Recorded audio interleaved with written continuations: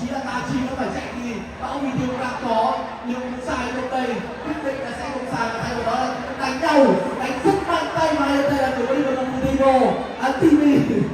còn đợi giờ là quá lâu ở bên phía đội của team đỏ không muốn đợi nữa, họ muốn giành chiến thắng ngay lập tức và đây là con tà tập được phiêu vào lấy được chục cây gà này.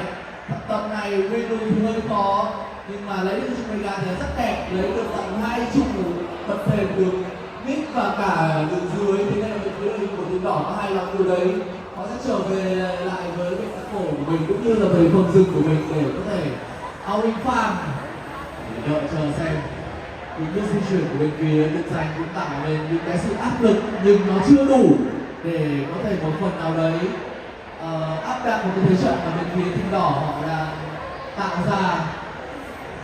Vẫn còn một thêm trụ bậc đường trên,